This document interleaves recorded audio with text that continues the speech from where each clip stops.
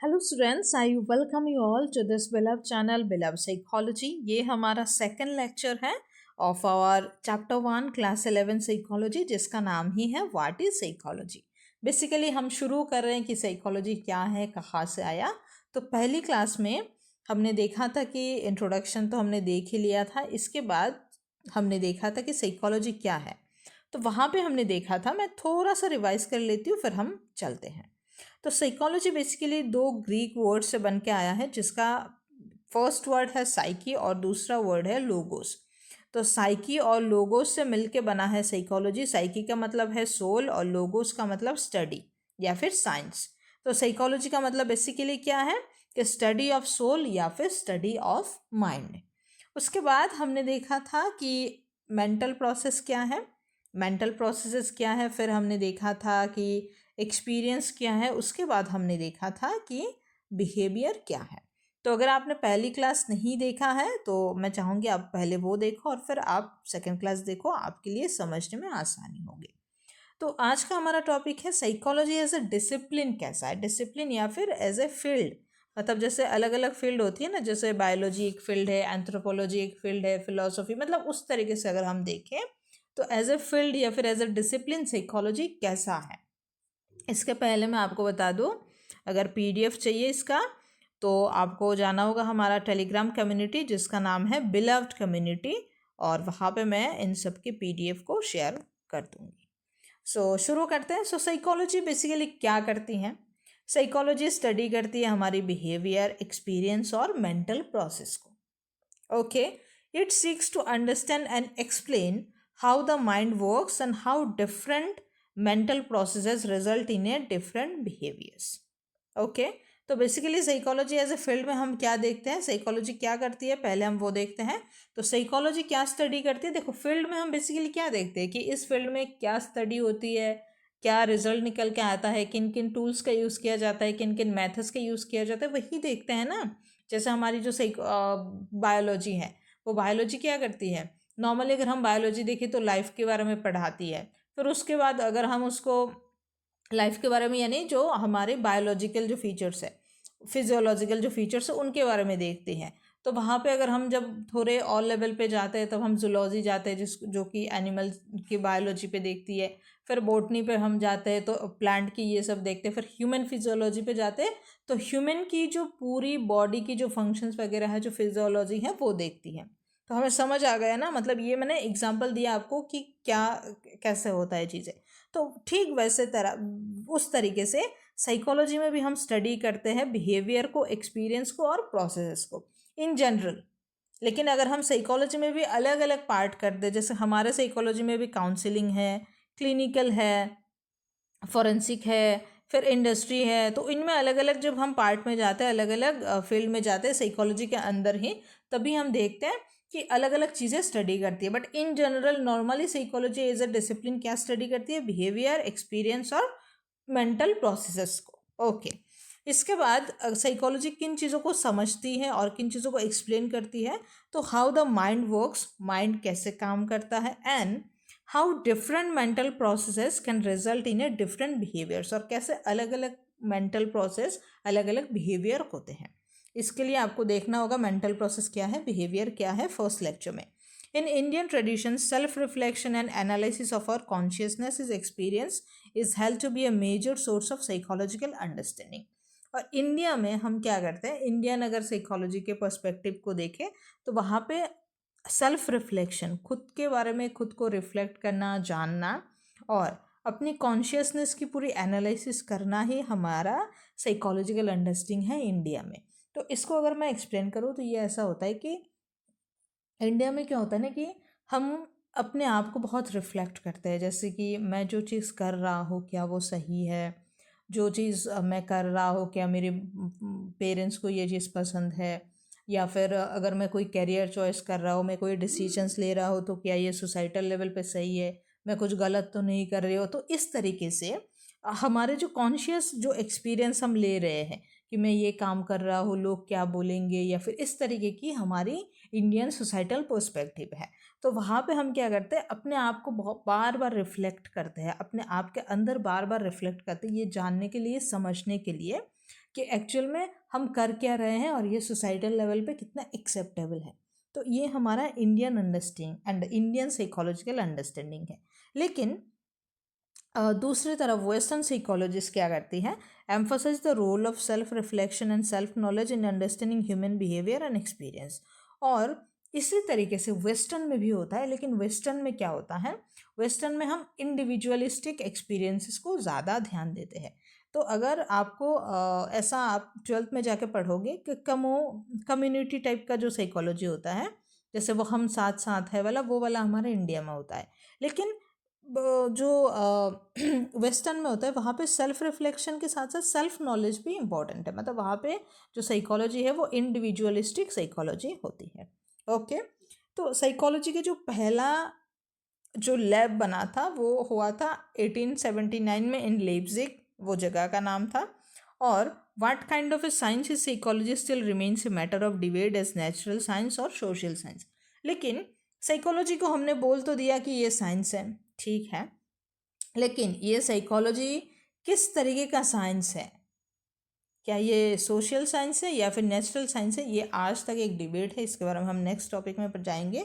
लेकिन अभी हम एक चीज़ देखते हैं that psychology as a discipline today has 2 parallel stream. अभी के इस टाइम पे साइकोलॉजी एज अ डिसिप्लिन अगर हम देखें तो 2 इसका वो है, मतलब बड़ा स्ट्रीम है या फिर ब्रांच है, जिनमें पहला आपका होगा बायोलॉजिकल या फिर नेचुरल साइंस और दूसरा आएगा सोशल साइंस। तो इसको कैसे अलग अलग, मतलब कब साइकोलॉजी नेचुरल साइंस या बायोलॉजिकल साइंस होती है, कब साइकोलॉजी सोशल साइंस होती है, वो देखते हैं। So one which make use of method in physical and biological science and other which make use of method of social and cultural science in studying various psychological and social phenomena. तो psychology का वो part जो कि physical science और biological science को study करती है, या फिर साइकोलॉजी का वो पार्ट जो फिजिकल साइंस और बायोलॉजिकल साइंस में कंट्रीब्यूट अपना करती है, अपना स्टडी उस तरीके से करती है। मतलब ह्यूमन के जैसे हमारे जब माइंड को देखा जाता है, जब ब्रेन को देखा जाता है, या फिर हमारी बॉडी के फंक्शन से हमारी साइकोलॉजी, हमारा माइंड, मेंटल प्रोसेसेस किस तरीके से अफेक्ट होता है, इन्फ्लुएंस होता है, ये सब जब हम देखते हैं, मतलब हमारे साइकोलॉजी को हमारे इंटरनल जो प्रोसेसेस होती है, मेंटल प्रोसेस, हमारे जो थॉट्स, एक्सपीरियंस, वो हमारे बायोलॉजिकल फीचर्स के साथ कैसे जुड़ा हुआ है, उस पार्ट को जब हम साइकोलॉजी में स्टडी करते हैं तब हम कहते हैं कि साइकोलॉजी एक बायोलॉजिकल या फिर एक नेचुरल साइंस है। But on the other hand जब हम साइकोलॉजी को सोशियो कल्चरल कॉन्टेक्स्ट में देखते हैं कि सोसाइटी के सोसाइटल लेवल पे या फिर कल्चरल लेवल पे हम जब इंसान को स्टडी करते हैं, इंसान के माइंड को स्टडी करते हैं, उनके माइंड के फंक्शन को स्टडी करते हैं, तब साइकोलॉजी बिकम्स सोशल साइंस। या फिर तब बिकम, मतलब ऐसा नहीं कि साइकोलॉजी हो जाता है, तब हम साइकोलॉजी को as a part of social science मानने लगते हैं। Got it? यही चीज़ को हम आगे पढ़ रहे हैं, अभी यहाँ पे पढ़ेंगे। सो साइकोलॉजी नेचुरल साइंस कब होती है? Modern psychology has developed because of application of scientific method to study psychological phenomenon. तो मॉडर्न साइकोलॉजी आगे बढ़ा है, डेवलप हुआ है, क्योंकि हमने साइंटिफिक मेथड्स का अप्लाई किया है। Scientific advancement can take place if you have a theory to explain a phenomena. और साइंटिफिक एडवांसमेंट तभी होती है जब आपके पास कोई भी फेनोमेना हो, कोई भी इंसिडेंट हो, उसको एक्सप्लेन करने के लिए एक थ्योरी होती है, तब हम इसको कहते हैं psychology. For example, physicist have what is called a big bang theory to explain how the universe came to form. कि फिजिसिस्ट जो है उनके पास यूनिवर्स कैसे फॉर्म हुआ है, उसके लिए एक थ्योरी है जिसको हम बिग बैंग थ्योरी कहते हैं। तो क्योंकि ये यूनिवर्स कैसे फॉर्म हुआ, ये फेनोमेना, यूनिवर्स का फॉर्म होने का जो फेनोमेनन है, ये कैसे हुआ, उसको एक्सप्लेन करने के लिए इनके पास एक थ्योरी है, बिग बैंग थ्योरी है, इसीलिए ये चीज़ साइंस में इंक्लूड हुआ है।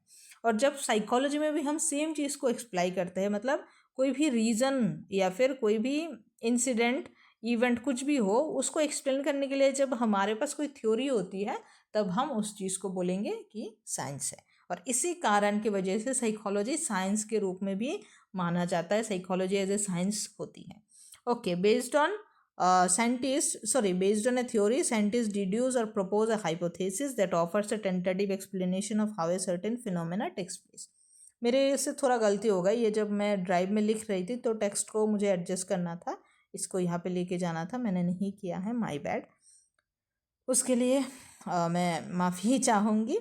Then using above approach, psychologists have developed theories of learning, memory, attention, perception, motivation and emotion।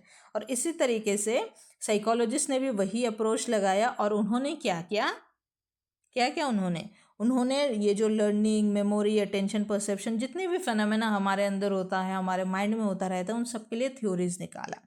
तो साइंस कोई चीज़ कब होता है, जब कोई भी फेनोमेना को एक्सप्लेन करने के लिए उनके पास एक थ्योरी होती है, तब हम उसको कहते हैं कि ये साइंस है। तो सेम साइकोलॉजी में भी साइकोलॉजिस्ट ने भी साइकोलॉजी में जितने भी फेनोमेना है, जैसे कि हम सीखते कैसे हैं, हम मेमोराइज कैसे करते हैं, हम अटेंशन कैसे पे करते हैं, किसी चीज़ को परसीव कैसे करते हैं, कब मोटिवेटेड फील करते हैं, कब इमोशनल फील करते हैं, इन सब को एक्सप्लेन करने के लिए, क्योंकि हमारे पास थ्योरी है, इसलिए हमने कहा कि साइकोलॉजी साइंस है। Got it? Okay, then next topic is psychology और सोशल साइंस। तो साइकोलॉजी और सोशल साइंस क्या कहता है भाई? Psychology is recognised more as a social science. तो अभी साइकोलॉजी को साइंस क्यों कहा जाता है, साइंस के तौर पे क्यों रिकॉग्नाइज किया जाता है, हमने देख लिया। नाउ द क्वेश्चन इज, इसको सोशल साइंस क्यों कहा जाता है भाई? साइंस कहा जाता है, ठीक है, सोशल साइंस क्यों है? सो psychology is recognized more as a social science because it studies the behavior of human beings in their socio-cultural context। तो क्योंकि साइकोलॉजी ह्यूमन बिहेवियर को उनके सोशियो कल्चरल कॉन्टेक्स्ट में स्टडी करती है, इसीलिए साइकोलॉजी एक सोशल साइंस है। Psychology as a social science discipline focuses on human as social beings.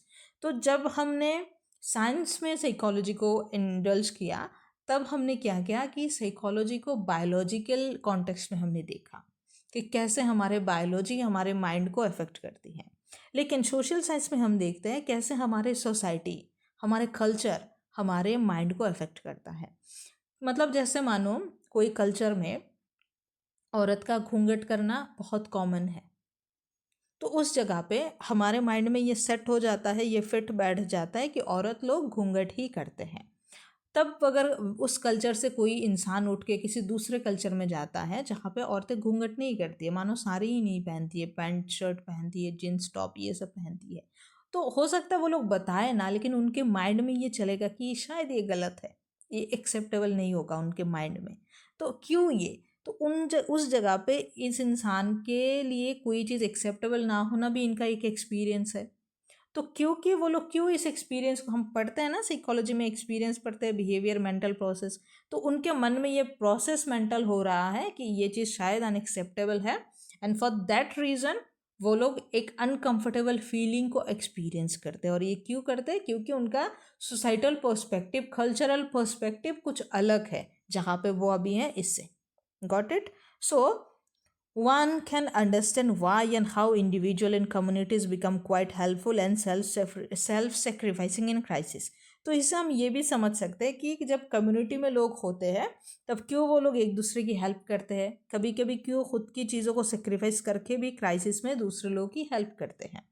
और इसके साथ साथ दस psychology is a social science with focus on the individual and communities in relation to their socio-cultural and physical environment।